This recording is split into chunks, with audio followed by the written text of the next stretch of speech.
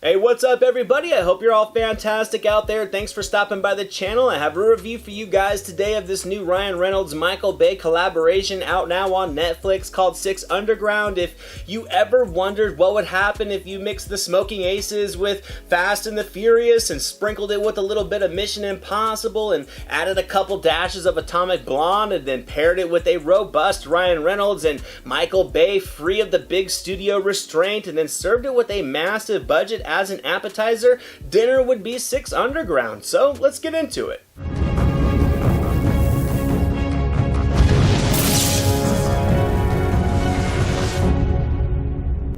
I'm not going to bother to get into a synopsis on this one because the story makes little sense. It's simply a backbone to allow room for as many action sequences that can be jammed into a 2-hour runtime as possible. Ryan Reynolds plays one. He's a billionaire who has a team of unofficial agents that are basically considered ghosts. They killed bad people, and that's pretty much what they're going to do in this one. Now, I got to admit, by traditional standards, this movie does a lot of things wrong, yet it also does a lot of things right. It's about 45 minutes longer than it needed to be, and it's stuffed with a ton of tropes and cliches. Yet somehow it still ends up being a great time for what it is. It's an over-the-top action movie in every way possible that's 100% self-aware during every level of excessive indulgence. I really did expect this movie to be a wild time, but it easily surpassed anything I could have expected within, I gotta say, the first 10 minutes of the movie. It's a 2-hour movie that's shot pretty much like a music video with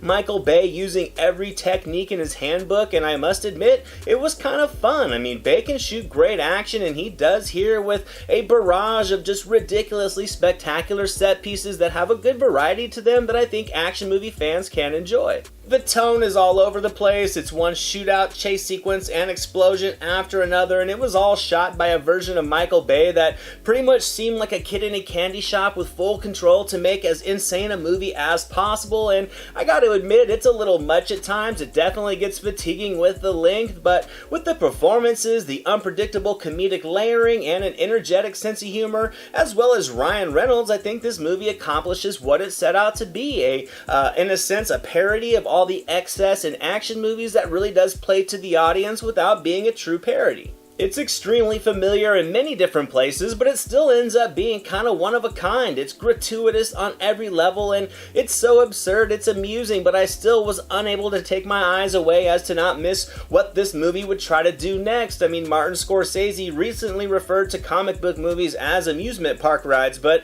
that's only because he hadn't seen Six Underground yet, because this movie was, simply put, a roller coaster ride of unrelenting violence, high body counts, random acrobatic sex, cheesy melodrama, and Michael Bay topped with Ryan Reynolds in full action comedy mode, and I gotta say, his screen presence gave it all some validity, and I love this movie for what it was. It simply tosses the playbook on traditional cinema out the window. It has large flaws in its story and character development. It routinely ignores the laws of physics and gravity and many other things that are grounded in common sense, but it was entertaining, and I gotta say, with the spectacle on display here and what this movie tries to do, it almost felt like a video game movie that wasn't based on a video game, and it worked. I think the cast all brought the charisma that was needed to their characters. They had a great chemistry with one another. They each had their own individual edginess and personality styles that kind of made them feel like caricatures of all the action movie baddies they were intended to be. Michael Bay's direction is evident at each turn. Every scene is over-stylized with this constant lens flares and over-vibrancy of color and lighting. It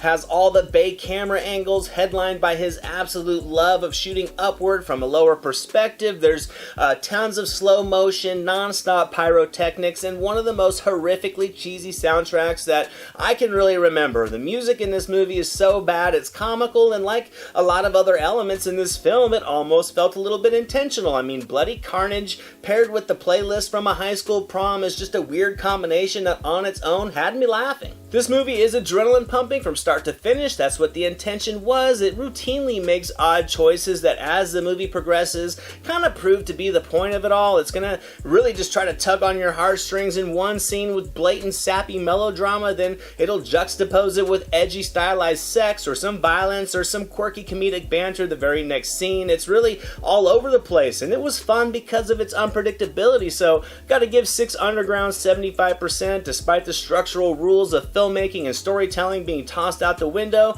this one still turned out to be a movie that's gonna take you on a ride, and sometimes that's what you want. You want a movie that knows exactly what it is. It doesn't try to give you a new Mission Impossible, but instead tries to give you the first Six Underground. Thank you so much for watching this video, guys. I hope you enjoyed it. If you did, drop it a thumbs up, leave a comment below. I'd love to talk movies with you guys. Share it with your friends, and without question, hit that subscribe button and the notification bell so you can never miss a video. Here are some links to some recent reviews just in case you missed them. All my social media links and the link to our official website are down in the description below, and I'll catch you next time.